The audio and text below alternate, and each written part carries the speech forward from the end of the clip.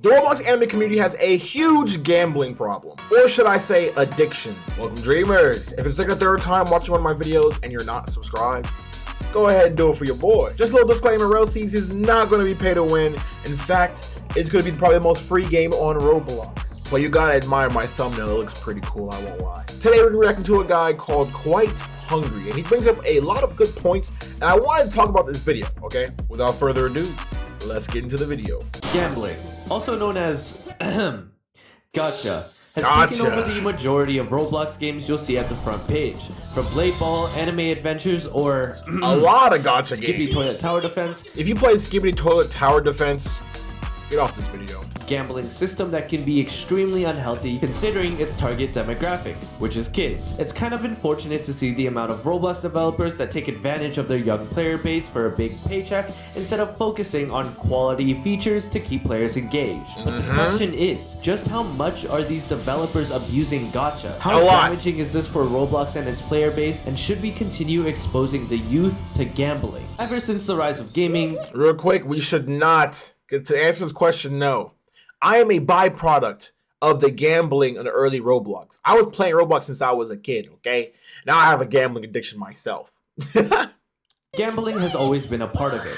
When I think of old games with gacha / gambling, one that always comes to mind is CSGO. I'm sure most of you guys have at least heard of CSGO, but if you haven't, CSGO is a first-person offense versus defense shooter where Russian people yell at each other over voice chat and break keyboards. Within this game, there are cases you can open which contain cool skins, knives, guns, and more. The thing about these cases is the fact that they are opened up with real money. Real money is and for some cases themselves, they're not cheap. On top of this, the rare items are, well, super rare. Okay, look at this. Y'all seen this, right? They said the exceedingly rare 0.26. Bro, I would take that over some of these Roblox drop rates, bro. It's damn near impossible. It'd be like 0.01 for like a mythical. It's crazy. The rare items are, well, super rare, rendering rare items to be priced / valued very, very high. For perspective, if you were to type the rarest CSGO knife cost, you'll find that it's valued at $1.5 million. What? However, CSGO cases arguably are a huge part of the community and brought a lot of attention to CSGO as well, so it should be fine.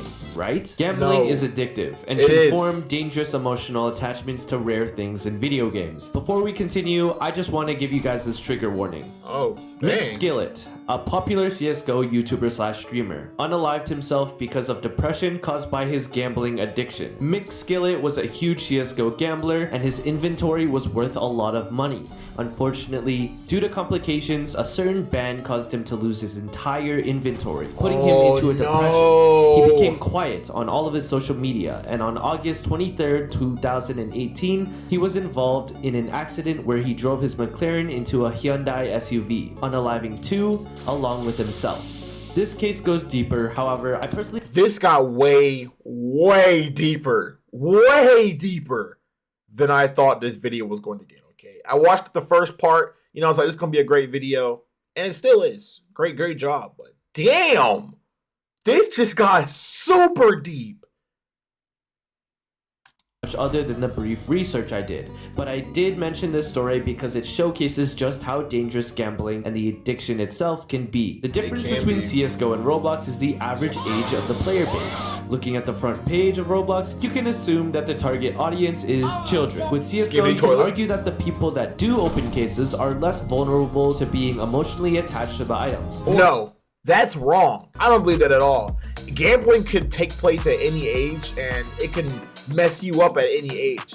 I would go as far as to say it low-key messes you up even more when you're older because you have the financial means to mess yourself up. But as a kid, yeah, it's addicting, but you don't really have, unless you steal mom's credit card, you know what I'm saying? Or because of their fully developed brain, they are more emotionally aware and can choose when to stop. While not very smart, players that gamble in CSGO are overall more aware, which cannot be said with Roblox. With Roblox, it's hard to say that gambling in gacha is a good thing at all. It teaches the young player base to get excited and have their neurons fire when they see something rare. That's a fact. Personally, I love gacha, and whenever I see a game with codes or free roll... Hey, I love gacha too. I'm addicted. I'm part of the problem. I'll admit it. Regardless of the player count, regardless of the quality of the game, I can't help but roll because, hey, It's cool when you get something rare. At such a young age, the brains of the players aren't fully developed, which means many things. The concept of money itself hasn't cemented, emotional attachments to random but rare items are created more often, and the players aren't aware enough to choose when to stop. These are the exact reasons why there's an age requirement for casinos, but despite that, it doesn't stop the amount of gambling that is available on Roblox. Right here in front of our faces, bro. Blocks Fruits. Even Shindo Life. That's where I got my addiction from, was Shindo Life. Okay, I can't even sit here and lie to you. Okay, I was spending obscene amounts of money. When Shindo Life came out, I was working at Wendy's. I had that bread. Even more unfortunate is how certain developers absolutely abuse how addictive gambling can be for kids. And because of its severity, I feel like it's fair to point out at least a couple of the culprits. Welcome to Blade Ball. At this point, everybody has heard of Blade Ball, a game where you reflect balls, and that's about it. The issue with this is that upon joining the game, you are met with 3 things. 1, a wheel, which constantly says it's on a discount, which makes me want to believe that they did that so players want to spend more money faster. It contains rare abilities and cosmetics exclusive to the wheel itself, meaning that those who want the cool and rare items are almost forced to spend money. 2, crates, which if bought with... They got me on that one, I won't lie. And it is like always on discount, bro. I promise you it's always on discount.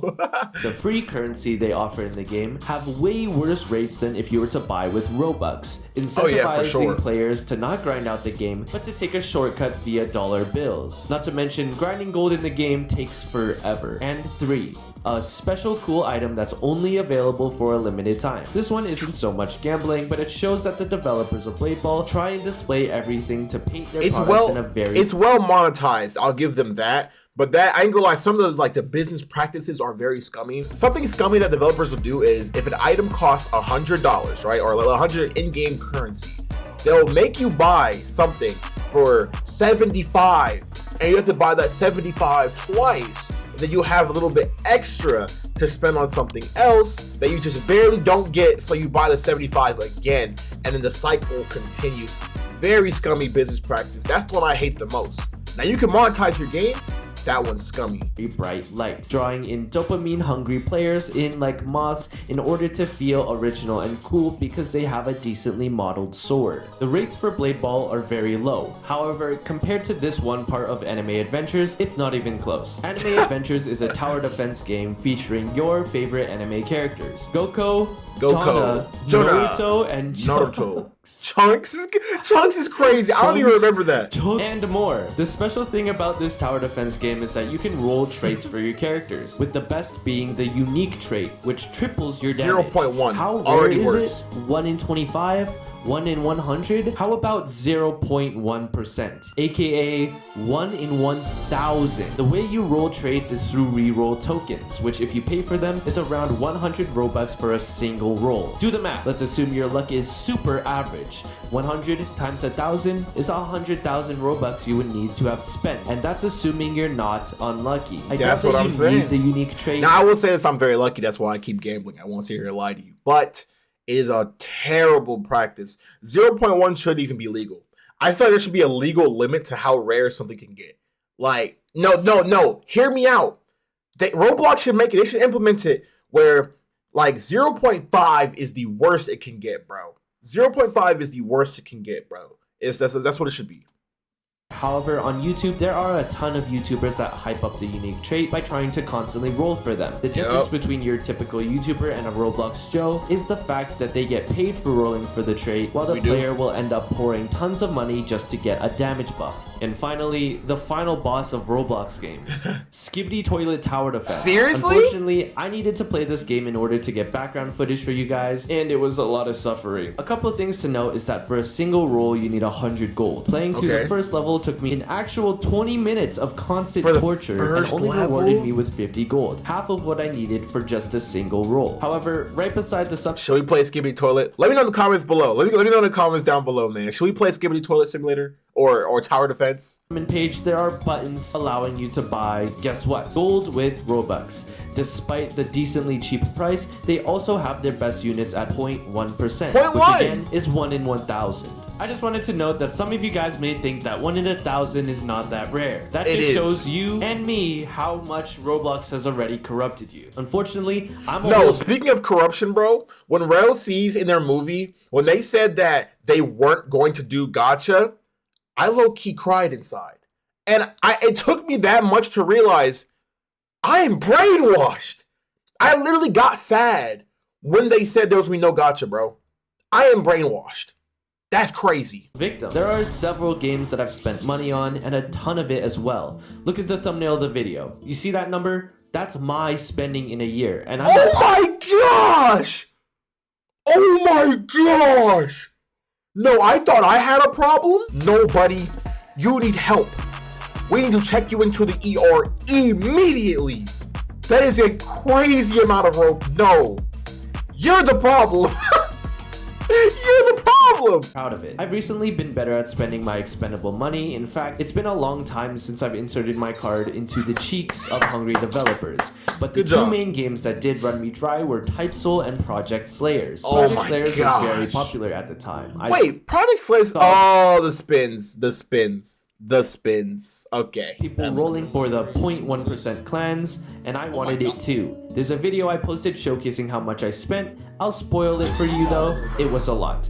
Type Soul is a much smaller game based on the anime Bleach. In Bleach, people have cool abilities called Shikai, and I wanted one of the legendary ones. The issue with Type Soul was that at the time of me spending all my doubloons, there was no way to reroll your Shikai, unless you spent money. Both of these games are dead now, and I have a lot of money voided because of that. Most of you guys watching are not adults, and what I would strongly advise is that you never tap any kind of money on any kind of game. It'll spiral like it did for me and become addictive. We've gone over gambling, why gambling is bad, what it can do to the youth, and just some specific games that abuse gacha for profit as a whole. Side note, there's a lot more games on Roblox that try stealing your precious gold, but it'd be impossible to go over all of them. It's a huge mess. However, there are games on Roblox that do gambling properly. I know it sounds crazy, especially after all the bashing I did on gambling and it being exposed to the youth, but hear me out. Blox Fruits is just one of the few games that does gambling correctly. If you didn't know, Blox Fruits is a game based on the anime One Piece where you obtain cool abilities that come from devil fruits, level them up, and get cool items. Within this game, Blox Fruits are really hard to find. However, there's a Blox Fruit merchant which you can give money to in order to get a random fruit. This merchant takes in-game money, which is really easy to farm. Okay. Based off of your level as well. On top of this, you are limited to rolling once per day. The main issues with youth gambling is the lack of concept of money as well as knowing when to stop. However, with the daily limit as well as the in-game currency price. Hey man, W Block Fruits for putting that limit, man. That is actually that's something that all games need to have. You know what I'm saying? Maybe twice per day just to fuel my gambling addiction just a little bit more. But W Block Fruit, as much hating as I do on Block Fruits, that is a genuinely kind thing that you did for these kids, bro. Honestly. Blox Fruits shows us that you can have your players coming back day after day without building a super harmful addiction. Players could spend money on in-game currency, however, because of the Blox Fruits shop, players have the ability to spend money on the fruits itself instead of gambling for it. Overall, while I don't play the game, Blox Fruits has a lot of respect for many of the features, the caring developers, and the care for the community. Wrapping everything up, as players of the community, we should be aware of the dangers of gambling and gaming as a whole. It can be addictive, and because of that, emotional attachments to digital items can form, lots of money can be lost, and there's a high chance for an addiction to spiral out of control. We should also be aware of how hungry some developers are for money and the lack of care they have when it comes to their target demographic, which is the youth. Thank you for sticking to the end. Sub to be a smart fella, not a fart smella, and comment what you think about all of this. And remember, 99% of gamblers quit before winning. If you want to watch this video, the link for it will be down in the description below. Genuinely a good video and something that needed to be said, bro. I wish it got more views. Hopefully my video will push it out. I don't even know if mine will do good, to be honest. Let me know what you guys think down below. Is gambling a problem on Roblox? I already know the answer, but I want to know what you guys think. But again, we're all a part of the problem, bro. Like these developers for promoting these scummy practices, the players for feeding into these practices, and the YouTuber. It's like a trio, you know, it's a nice little triangle. I ain't gonna lie, I'm guilty of it too. Spending 5,000 Robux in Type Soul as a video, for one single video. And you guys don't see, we get money off of it, but you guys don't. You're just gonna be wasting your money. I love you guys, so keep your minds clean and your wallets full. If you enjoyed this video, make sure to like and subscribe for more content like this. Now you might be like, Dream Chaser, where will we see you next? My name is Dream Chaser, and I'll see you guys in the next video. Peace.